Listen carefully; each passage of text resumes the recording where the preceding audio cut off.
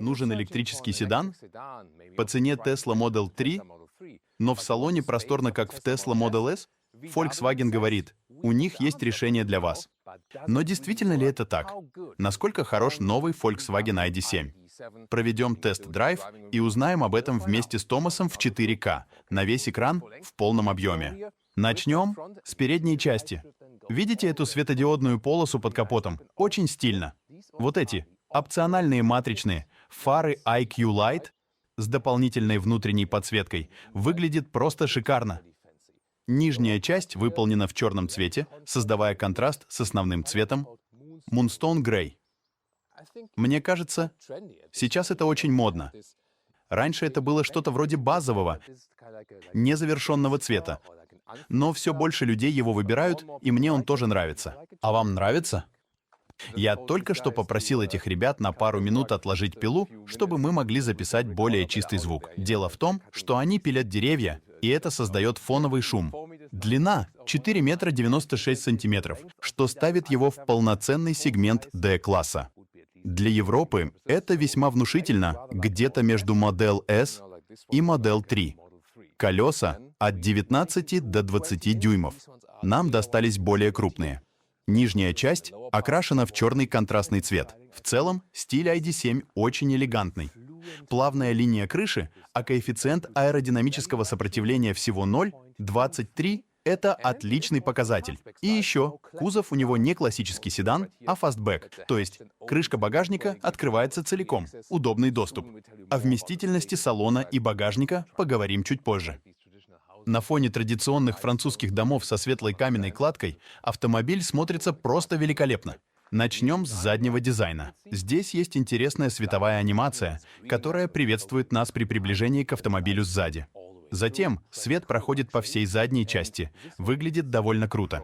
И эта конкретная модель Pro с батареей на номинальные 77 кВт-часов и разгоняется до сотни за 6,5 секунд. Позже появится версия Pro S с более емкой батареей на 86 кВт-часов, которая, как ожидается, будет ускоряться до сотни за 5,4 секунды. Эта функция приближения также работает спереди и выглядит довольно эффектно. Когда я подхожу ближе к автомобилю, в передних фарах включается анимация. Это должно создать некоторое ощущение человеческого взаимодействия. Знаете, как будто глаз смотрит влево и вправо, чтобы приветствовать вас. Когда вы выходите из автомобиля, у вас также есть прощальное световое шоу, а передние поворотники очень заметные. А сзади, если у вас есть IQ Light, очень круто. Посмотрите на этот каскадный стиль с этими слоями. А теперь одна из самых интересных функций автомобиля. Обычно все лючки для зарядки открываются вбок, но посмотрите на это. Боже мой! Идея, конечно, хорошая. Почему бы и нет? Ведь это может защитить от дождя или чего-то еще самим лючком. Да, почему бы нет? Зарядка переменным и постоянным током. Хэштег прототип автомобиля. Но я не знаю. Да, так бывает. Поэтому мы не вырезаем вещи, которые не нравятся производителям. Так и есть. В общем, очень классный лючок. Что по зарядке? На этой модели Pro с батареей на 77 кВт-часов пиковая мощность в 170 кВт. Зарядится с 10 до 80% за 25 минут. Модель Pro S с батареей на 86 кВт-часов имеет пиковую мощность в 200 кВт, а значит, зарядится с 10 до 80% за 25 минут. А вот кое-что для вас. Спереди все то же самое, но в боковом профиле эта версия отличается. Давайте-ка я вам покажу это. И вот, перед нами ID.7 Tourer во всей красе. Впервые Volkswagen отходит от традиционного варианта и называет универсал Tourer. Это универсал от Volkswagen, и вы можете заметить, что у него немного хуже коэффициент аэродинамического сопротивления. У седана она 0,23, а у него 0,24. Чем он выше, тем хуже аэродинамика, это знаете ли аксиома. Кстати, посмотрите, линия крыши здесь немного продлена. Обходим и видим, что задние фонари будут такими же. Сейчас он еще в камуфляже, Но, конечно, места сзади будет чуть больше. Объем багажника от 545 до 1715 литров, что на 15 литров больше в базовой комплектации и на 115 литров больше в целом, если сложить сиденья и использовать всю высоту. Итак, что выбрать? Седан или универсал? Пишите в комментариях. Но он доступен только для европейского рынка. Брелок? Да. Глянцевая черная штуковина. Не очень мне нравится. Дверная ручка? Утопленная. С неплохой обратной связью. Звук закрытия двери? Отличный, мне нравится. Материалы — мягкий на ощупь пластик в верхней части, высококачественная искусственная кожа с синей контрастной строчкой, а также интересно интегрирована дверная ручка. А вот это здесь все на емкостных кнопках. Не моя любимая фишка. Ну и то, что у вас только 2 рычажка стеклоподъемников, это тоже вызывает споры. Некоторым нравится такая система, чтобы управлять задними окнами, чтобы нечаянно не открыть их. Но я предпочитаю классические 4 рычажка. Я только что это сказал? Карманы дверей также покрыты фетром изнутри. И именно тут вы открываете багажник. Руль не содержит животных материалов, что радует и говорит о взгляде в будущее. Или точнее, уже в настоящее. А вот здесь емкостные кнопки с подсветкой, которые во всех новых электромобилях, которые появятся в ближайшие пару лет, снова будут заменены физическими кнопками. Давайте обратим внимание на сиденья. Это микрофибра, самая топовая отделка. Доступна в таком черном варианте с синей строчкой или в светлом, который тоже смотрится довольно стильно. Логика сидений простая. Начинаете с тканевых, потом переходите на обычную микрофибру, а потом у вас есть эти 2 специальных варианта ErgoActive. Впереди можно даже немного удлинить нижнюю часть. И, конечно, массаж. Он реально лучше, чем тот, что предлагал Volkswagen раньше. Да, опция не самая нужная, но все равно классная. Вот, я чувствую массаж в пояснице. Подождите-ка. А может и правда круто? Я только начал его чувствовать. Почему бы нет? Жизненная ситуация. При моем росте 1,86 м или 1,89 м, да неважно. Меня просто отвлекает этот массаж, понимаете? В общем, места над головой хватает с запасом. Начнем с руля. Ручная регулировка. По высоте и вылету, вот и все. А вот сиденья, скажу я вам, просто шикарные.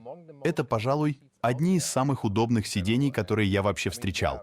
Конечно, у конкурентов тоже есть хорошие варианты, но здесь эргономика на высоте. Так что дальняя дорога на этом электрокаре обещает быть комфортной. Кстати, о дальности. Хватит ли ее для дальней поездки? Это мы проверим чуть позже, на тест-драйве. Еще мне очень понравилась перфорированная микрофибра с функцией охлаждения. Это просто находка для жарких летних дней. В американских моделях, кстати, есть еще и обивка полностью из искусственной кожи. Позже увидим ее. Панель приборов достаточно лаконичная. Экран на 15 дюймов, только одна диагональ. И тут Volkswagen как будто говорит: ну что, Tesla съела? Цифровая приборная панель небольшая, но есть, а также проекционный дисплей, прямо на лобовое стекло. Переключение передач осуществляется здесь же, правым переключателем. Но Tesla не сдается и отвечает: ну что, Volkswagen, посмотри-ка на это. Посмотрите на заднюю камеру, качество изображения и не очень быстрой реакцией. И здесь, признаюсь честно, в плане софта и железа Tesla пока что впереди. Хотя, надо признать, система Volkswagen тоже была улучшена. В режиме D, кстати, рекуперация энергии осуществляется либо нажатием педали тормоза, либо автоматически, когда перед вами едет другой автомобиль. Если же нажать еще раз вперед, включается режим B, который максимально приближает нас к управлению одной педалью. Слайдеры. Во-первых, они остались, и мне они не нравятся. Тем не менее, лучше иметь их, чем вообще ничего не иметь, кроме экрана, и теперь они также подсвечиваются. Днем их сложно увидеть. Регулятор громкости, а звук можно отключить слева.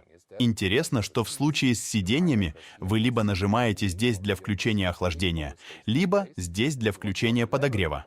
Кнопки всегда остаются на своих местах, а если вам нужны более сложные настройки, нажмите сюда. Например, вот эта кнопка «Максимальный обдув». Она одновременно нагревает и охлаждает сиденье, когда ты промок или вспотел и садишься в машину. Круто придумано. А вот, кстати, тут можно и массаж сиденья настроить, сделать посильнее. И я должен сказать, что это лучший массаж сидений, на уровень выше, чем в Touareg, например. Вот это действительно мощно. Начинаю реально кайфовать от этого массажа, надо пересмотреть свое мнение. Думаю, я бы взял эту опцию. Интеграция Apple CarPlay или Android Auto выглядит вот так. С одной стороны, такой большой экран может отвлекать. С другой стороны, когда все крупное, то ты легко можешь нажимать на кнопки, и тогда отвлекаешься меньше. И CarPlay, и Android Auto доступны тут, конечно же, без проводов. И что важно для всех европейских клиентов, здесь, когда вы хотите быстро отключить этот новый звенящий сигнал превышения скорости вверху, нажмите Assist, а затем отключите его здесь. Дело в том, что когда вы немного превышаете скорость, то он начинает пищать, и это может быть довольно раздражающим. Или вы можете, например, установить этот порог предупреждения немного выше. Тогда он не звякает, когда превышаешь скорость на 1 км в час. Приходится каждый раз делать это при запуске. У некоторых производителей уже есть более быстрые горячие клавиши. У некоторых вообще нет горячих клавиш или ярлыков. Этот здесь, как минимум, скажем так, не самый медленный способ. Важнейшая опция — адаптивная подвеска DCC — Dynamic Chassis Control. Эта система, доступная как опция, позволяет выбирать режимы движения, но вот отдельной кнопки для них нет. Это немного странно, но, по крайней мере, доступ к ним довольно простой. Нужно нажать кнопку Mode на верхней панели, после чего появится большой выбор режимов. Комфорт, спорт, авто, меняет цвет и индивидуальный. В индивидуальном режиме вы можете по-настоящему управлять подвеской DCC, выбирая жесткость от минуса до плюса. Как это работает? Представьте себе, что режим «Спорт» — это предустановленный диапазон, в котором DCC постоянно регулирует подвеску. Но вы можете не только выбрать этот диапазон, а задать свой собственный. Вы можете установить более мягкую настройку, чем в режиме «Спорт», или сделать рулевое управление более информативным. Система Harman Kardon на 14 динамиков — это опция. Вы также можете настроить различные профили звука. В общем, я чувствую, что качество звука очень четкое и чистое, что соответствует премиальному позиционированию этого автомобиля. Просторный центральный подлокотник прежде всего. Под ним есть большое пространство, а над ним — это крышка. Здесь, в самых первых обзорах, все было немного по-другому. Сейчас качество этого материала изменили. Никакого глянцевого черного, только по бокам, так что это на самом деле довольно круто, это матовая атмосфера. Только вот эти резиновые накладки здесь, по качеству сборки, как мне кажется, не самые лучшие. Беспроводная зарядка. Правда, как мне кажется, контакт у него не самый лучший. А еще тут есть подстаканники, которые держат и бутылки поменьше, но, если они вам не нужны, всю эту конструкцию можно легко вытащить. Здесь есть еще одна очень крутая вещь. Раздельная центральная консоль с дополнительным отсеком для хранения под ней. Тут нас тоже встречает приятная отделка из перфорированной микрофибры, мягкий на ощупь материал и красивый дизайн. Вставки из микрофибры присутствуют, фетр в карманах дверей. Правда, в нижней части уже твердый пластик. Давайте сядем. Ну да, я сдвинул сиденье довольно далеко, как будто бы я за рулем. Но в любом случае, здесь остается еще очень много места для ног. И его, между прочим, даже больше, чем в Tesla Model S. Так что среди всех конкурентов у Volkswagen ID.7 самый просторный задний ряд. Дело в том, что у него довольно короткий капот, а всю длину отдали задней части. И на самом деле здесь довольно комфортно. Вытягиваем подголовник, и вот, запас пространства над головой. Крыша здесь имеет ниспадающую форму, чтобы улучшить аэродинамические показатели. Я могу просунуть руку над головой, вот и все. А еще я мог бы сесть и на средний ряд, благодаря электрической платформе. Да, там немного жестче, но это все. В общем, очень неплохое пространство сзади. Панорамная крыша здесь неподвижная и без шторки. Однако, как видите, есть вот эта электрохромная тонировка. Так что я использую этот ползунок, двигаю его вперед или назад. И вот, смотрите, тонировка открывается и закрывается, как у Гомера Симпсона. Открывается и закрывается. В средней части есть отдельный блок управления климатом для задних сидений, хэштег резистивные кнопки и даже подогрев задних сидений. А ниже несколько зарядных портов USB-C. Есть ли у него передний багажник или нет? Нет, его здесь нет. Здесь находятся такие детали, как аккумулятор, бачок омывателя. Так что я бы хотел узнать от вас, имеет ли для вас принципиальное значение наличие переднего багажника в электромобиле? Или вы говорите, мне все равно зарядный кабель все равно можно положить в багажник? Заглянем в багажник. И вот тут у ID.7 есть явное преимущество перед некоторыми другими седанами. Откидная крышка багажника обеспечивает легкий доступ, словно в универсале. Ширина составляет примерно метр, а длина тоже больше метра, что очень неплохо. Под полом есть еще дополнительный отсек. Если вынуть эту первую крышку, то получится ровный пол и еще больше пространства по высоте. Под этой крышкой можно даже хранить запасной зарядный кабель. А общая длина багажника до передних сидений — это вообще впечатляет. Она достигает 1,85 м. Пора поговорить о ценах. На данный момент у нас есть информация по немецкому рынку. Базовая версия Pro с батареей на 77 кВт-часов и задним приводом обойдется примерно в 57 тысяч евро. А если добавить к ней некоторые опции, то ценник легко перевалит за 60 тысяч евро. В сравнении с предыдущими моделями, ID.7 уже в базе предлагает очень неплохое оснащение. Посмотрим на основного конкурента — Tesla Model 3 с батареей Long Range. Даже в базовой комплектации ID.7 будет минимум на 5000 евро дороже. А с некоторыми опциями разница может достигать 10 тысяч евро. Но, с другой стороны, просторный салон, особенно сзади, вместительный багажник с откидной крышкой. Однако, конечно, всегда нужно обращать внимание на фактическую цену у дилера. Tesla придерживается очень жесткой ценовой политики. Никаких скидок и прочего.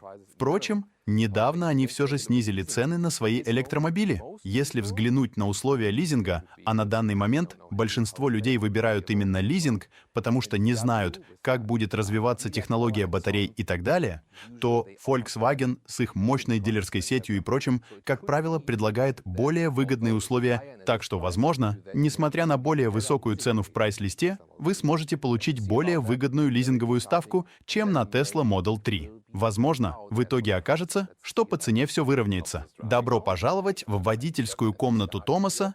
Начнем с самого важного — подвески.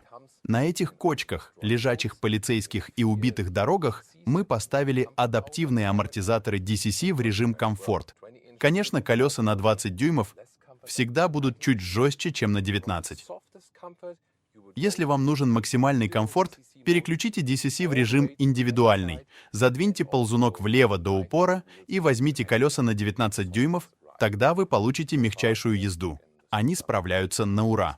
Но пока, повторюсь, на кочках все отлично, чувствую, что с убитыми дорогами ID.7 справляется одним из лучших в этом классе. И, кстати, могу сказать, что это впечатление сформировалось уже после нескольких метров, не считая нашего тестового заезда. Сиденья просто шик, очень удобные, с отличной. Котики. Едем очень медленно, кисоньки. Поддержкой спины и плеч. На них можно хоть весь день просидеть и не устать. Сейчас мы с вами проедемся по круговому маршруту, включающему в себя и проселочные дороги, и скоростное шоссе. Так что к концу обзора мы сможем вам рассказать о расходе топлива и других технических характеристиках. Но сначала давайте посмотрим, как ID.7 ведет себя на старте. Переключимся в спортивный режим, который даст нам максимальную мощность и отклик педали акселератора. Подвеска станет жестче, и мы выйдем из этого поворота с быстрым ускорением, используя задний привод. Посмотрим также, насколько отзывчивое рулевое управление и как вообще ощущается эта динамика. Что ж, поехали. Уже 76 км в час. Чудесное ускорение, плавный руль, все как по маслу. Очень круто. Полное ощущение контроля и приятный рывок на выходе из поворота.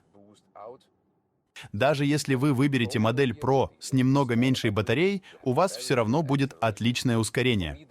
Для меня этот разгон из поворота всегда является отличным тестом того, насколько управляемым остается автомобиль. И, конечно же, здесь только задний привод. Мне нравится эта концепция.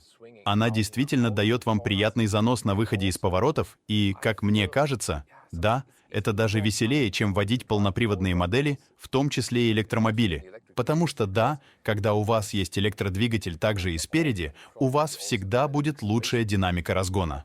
Но одно дело — цифра разгона, а другое — насколько это весело водить и насколько весело вылетать из поворотов, по сути. И это, на мой взгляд, всегда лучше в моделях только с задним приводом, которые при этом не так уж и мощны. То, что вы видели здесь в плане разгона, здесь более чем достаточно мощности. Кстати, если на улице действительно холодно, вы можете легко активировать обогреваемый руль прямо здесь. Кнопки подсвечиваются, выглядит прикольно, да. Они дают вам некоторую обратную связь, так что вы можете нажать на всю эту штуку, всю эту панель кнопок.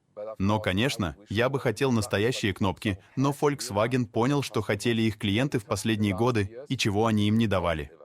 Возьмем, к примеру, новый Tiguan и новый Passat. В них вернулись физические кнопки на рулевое колесо. Не знаю, может быть, в случае с ID.7 мы увидим рестайлинг и возвращение к этой концепции. Ведь почему она не реализована в этом автомобиле? И почему у нас до сих пор слайдеры, а не настоящий климат-контроль? Когда этот автомобиль создавался, за несколько лет до его выпуска, Volkswagen решил использовать эту концепцию. Но затем пришел новый генеральный директор и отменил эти решения. В случае с Tiguan и Passat изменения успели внести. Но ID.7... На D4100 образовалась пробка с задержкой в 5 минут из-за скопления машин. Спасибо большое. Очень интересно. Вот что произошло. У меня здесь включен Google Maps через CarPlay, но звук выключен. И хотя я не использовал встроенную навигацию, мне пришло предупреждение от внутренней навигации автомобиля. Потому что автомобиль понял, что я еду в этом направлении и по этому маршруту, где много трафика. Здорово, да? Первое, что бросается в глаза, это тишина в салоне. Будучи электрокаром, ID.7 дарит спокойствие и расслабление, особенно в условиях пробки. Автомат переключает передачи плавно, а подвеска DCC даже в спортивном режиме сохраняет комфорт. Вы не ослышались. Даже в режиме Sport DCC умудряется сглаживать неровности и колебания кузова. Это действительно впечатляет. В целом, настройкой подвески я остался очень доволен. Комфорт на высочайшем уровне. Но что будет ждать нас на скоростных магистралях? Сейчас проверим. Переключаемся в спорт, чтобы добавить драйва, и выезжаем на магистраль. Погнали! Кстати, я пока не отключил предупреждение о превышении скорости. Оно срабатывает не сразу, как только выходишь за рамки, а с небольшим запасом, да и сам звук напоминания не раздражает. В Kia EV9, например, европейская версия была практически невыносимой без этого отключенного сигнала. Здесь же все сделано гораздо лучше, ненавязчиво и продуманно. Еще один приятный момент. Ну что ж, сейчас выезжаем на магистраль. Попробуем разогнаться от 50 км в час до... Какое ограничение во Франции? 130 обычно, верно? Поехали. 100. 130. Вот это да. От 50 до 130 км в час. Да еще и так плавно. Конечно, на улице идет дождь, мы даже слышим капли, но вот шума ветра практически нет, что приятно удивляет. Правда, асфальт здесь очень грубый, так что сравнивать с другими машинами объективно сложно, даже если бы у меня был шумомер. Ведь для точного сравнения нужна одна и та же дорога, погода и так далее. Никакого раздражающего шума от боковых зеркал или других источников. Машина едет очень плавно и уверенно, держит дорогу как влитая. Перестроение на магистрали тоже происходит без проблем. Руль отзывчивый. Во Франции есть классное правило. В дождь скорость снижается, а в сухую погоду увеличивается. Но вот вопрос. Когда же считается, что идет дождь? Сейчас капли, конечно, летят на лобовое стекло, но дорога все еще довольно сухая. Интересно, а как бы поступили наши французские друзья в такой ситуации? В Германии тоже есть похожее правило. При дожде нужно ехать медленнее. И там четко определено, что это значит, когда дорога действительно мокрая. Это немецкий подход, но я не уверен, что во Франции также смотрят именно на состояние дорожного покрытия, а не просто на факт падающих с неба капель. Впрочем, сегодня не так уж и плохо. Еще одно перестроение. Да, даже на высоких скоростях ощущения от вождения остаются очень приятными и плавными. Мне это нравится. И, конечно же, вопрос будет касаться конечного расхода, потому что именно для этого я и включаю в маршрут больше участков магистрали, да еще и с немного более быстрой ездой. Кроме того, здесь у нас есть перепады высот, и я всегда обращаю внимание на то, чтобы перепады высот были сглажены, чтобы был полный круг, тогда можно получить действительно точную цифру. Теперь активируем также систему удержания полосы движения или круиз-контроль. И здесь можно действительно расслабиться. Реакции снова плавные. Так что на магистрали она тоже ведет себя очень хорошо. Если же сейчас подумать о возможной разнице с автомобилем, который еще дороже, например, Audi, BMW, Mercedes, то в чем бы заключалось главное отличие? Возможно, на магистрали в салоне они немного тише, потому что, когда мы едем чуть быстрее, это совершенно нормально. Но на самом деле я бы сказал, что, например, Mercedes EQE или, знаете, грядущие модели Audi, которые мы также будем тестировать, конечно же, в них тише на магистрали. Однако, еще раз повторюсь, асфальт здесь довольно грубый. Нам нужно будет провести больше тестов, когда дорога будет немного более гладкой. Кстати, вы слышали этот предупреждающий сигнал? Возможно, вы даже не очень хорошо слышали его на камеру. И это хорошо, потому что в данный момент машина говорит мне: «Эй, сейчас ограничение 110 километров из-за дождя, но я все равно еду 130. Возможно, мне придется спросить у жандармерии, что делать теперь». Поехали по загородной дороге и обратите внимание, машина держит меня в полосе, хотя круиз-контроль и активный ассистент движения по полосе не включены. Это, так сказать, аварийный ассистент удержания полосы, и он показывает мне на проекционном дисплее, когда распознает линию разметки. Конечно, когда навстречу едет другая машина, я страхуюсь и держусь по центру полосы, но вы уже видели, что даже с аварийным ассистентом машина держится ровно и плавно. Это очень впечатляет. Система помощи водителю действительно проработана до мелочей. Она просит: «Пожалуйста, Томас, едь по центру полосы». И также могу установить здесь различные режимы, например, Travel Assist. Это, так сказать, самый продвинутый режим, и при его активации я снова получаю обратную связь на проекционном дисплее. Здесь же могу установить скорость. Сильное нажатие, шаги по 10 км в час, слабое по 1 километру. А вот и активный ассистент удержания полосы. Теперь он работает в другом режиме, и, конечно, это еще лучше. Он тоже реагирует очень плавно, так что этим системам можно доверять. Помните, это все еще уровень 2, то есть они не предназначены для полностью автономного вождения. Руки с руля убирать не стоит. А теперь распознавание дорожных знаков, которое автоматически сбрасывает скорость с 90 до 80, что тоже хорошо. Дорога становится немного влажной, поэтому я держу руки на руле на всякий случай.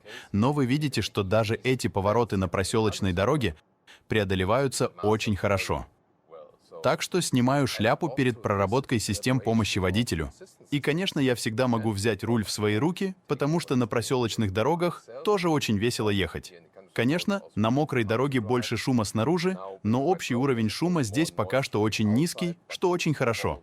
Конечно, аэродинамика тоже помогает, когда ветер очень хорошо обтекает автомобиль. Вы действительно чувствуете, что управляете спортивным автомобилем. Это низко посаженный автомобиль, но не совсем спортивный. Поскольку все эти электрические машины имеют низкий центр тяжести, очень много веса в нижней части центра автомобиля, то они обычно очень веселые в управлении. А рулевое управление здесь очень четкое и прямое. Оно также меняется в зависимости от режима вождения. Мы переходим в спортивный режим и получаем немного больше обратной связи от рулевого колеса. Как я говорил вам ранее, вы также можете перейти в индивидуальный режим. И тогда вы можете, например, сказать: «Эй, я всегда хочу мягкую подвеску, но мне нужна более сильная обратная связь от рулевого колеса». Так что же насчет расхода после нашего полного круга? Во-первых, я сравнил этот автомобиль с Tesla Model 3, которая у нас недавно была на обзоре после обновления. На 100 километрах Tesla потребляла примерно 16 киловатт-часов. Сегодня мы ехали по магистрали чуть медленнее при схожей температуре. около 15 градусов Цельсия. Тем не менее, мы ехали по трассе немного быстрее, в основном 130 км в час, а также проезжали по городскому трафику и участкам с подъемами и спусками. В результате получилось 19 киловатт-часов на 100 километров, что чуть хуже, чем у Tesla Model 3. Это означает, что для нашей небольшой батареи на 77 киловатт-часов реальный запас хода составит около 400 километров. Если же вы выберете более емкую батарею на 86 киловатт-часов, то реальный запас хода увеличится до 500 километров. Если вы видели наш предыдущий обзор Volkswagen ID.7, там мы смогли показать гораздо лучшие цифры. Почему это так? Во-первых, погода была лучше. Действительно очень приятная и мягкая температура. Так что батарее было легче, не так сильно нагревалась кабина и так далее. А также мы просто ехали на более низких скоростях. Поэтому у нас не было большого участка автомагистрали. Были времена, когда я с удовольствием рекомендовал Volkswagen, когда кто-то спрашивал меня: «Хочу хорошую машину, среднего класса, на все случаи жизни». Я отвечал: «Возьми Volkswagen Tiguan или, может быть, Seat Ateca или Golf MK7, MK7,5». Но потом наступили времена, когда Volkswagen погряз в программных проблемах и прочих недоработках. Я уже не мог с чистой совестью рекомендовать эту марку, потому что в ней было слишком много недостатков. 8-й Golf оказался даже хуже предшественника. Сейчас я вынужден признать, что Volkswagen снова на высоте. И могу рекомендовать такой автомобиль. ID.7 — это серьезный конкурент в мире электромобилей. Если сравнивать с Tesla Model 3, то, конечно, внешность — дело вкуса, кому что больше нравится. Здесь вы получаете гораздо больше места сзади и в багажнике, практичное его открытие. У вас есть приборы, у вас есть проекция на лобовое стекло, общий интерфейс пользователя, на мой взгляд, проще и понятнее. У вас все еще есть настоящий селектор передач, вам не нужно скользить по системе мультимедиа, поэтому интерфейс пользователя более классический. И горячие клавиши в верхней части системы мультимедиа теперь гораздо удобнее в использовании. Я бы все еще хотел иметь механические регуляторы климат-контроля, но, по крайней мере, с этим можно смириться. Теперь они также имеют подсветку и программное обеспечение. Тем не менее, программное обеспечение Tesla работает быстрее, в этом они лидируют, а Tesla также более эффективна. Поэтому мы не смогли получить такие же показатели эффективности, как у Tesla Model 3. Если вы выберете версию с большей батареей, то получите запас хода, сравнимый с Tesla, а то и чуть больше. Тут стоит отметить, что батарея у Model 3 немного меньше, чем у ID.7 в топовой комплектации. Я думаю, что в конечном итоге все сводится к цене. И, как я уже говорил ранее, розничная цена будет выше, чем у Tesla Model 3. Но ставки лизинга могут быть совершенно другими. Теперь сравните с Tesla Model 3 или BYD Seal,